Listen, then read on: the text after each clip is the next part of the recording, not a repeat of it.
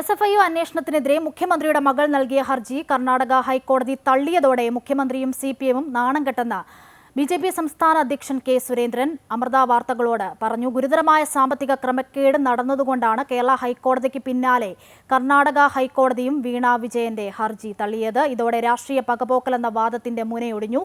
അന്വേഷണം അതിന്റെ വഴിക്ക് നടക്കുമെന്നും അതിൽ ഇടപെടില്ലെന്നുമായിരുന്നു CPM സെക്രട്ടറി MV ഗോവിന്ദൻ പറഞ്ഞത്. എന്നാൽ KSIDCയെ ഉപയോഗിച്ച് കേരള ഹൈക്കോടതിയിൽ അന്വേഷണം തടയാൻ ഹർജി നൽകുകയായിരുന്നു മുഖ്യമന്ത്രിയും പാർട്ടിയും ചെയ്തത്. മുഖ്യമന്ത്രിക്ക് ഇത് ഇരട്ടപ്രഹരമാണ്. ഇനിയെങ്കിലും പിണറായി വിജയനും മകളും അന്വേഷണത്തോട് സഹകരിക്കണം. മടിയിൽ കനമുള്ളതുകൊണ്ടാണ് മുഖ്യമന്ത്രി അന്വേഷണത്തെ ഭയക്കുന്നതെന്നും K. സുരേന്ദ്രൻ കൂട്ടിച്ചേർത്തു. പ്രതിരോധത്തിലാവുന്ന ഒരു കേസാണിത്.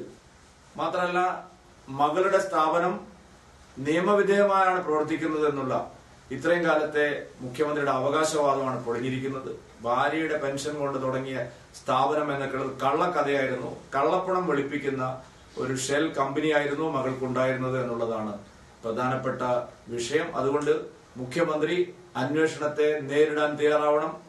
മടിയിൽ കനമില്ല എന്ന് ആവർത്തിച്ച് പറഞ്ഞാൽ പോരാ, മടിയിൽ കനമില്ലെന്ന്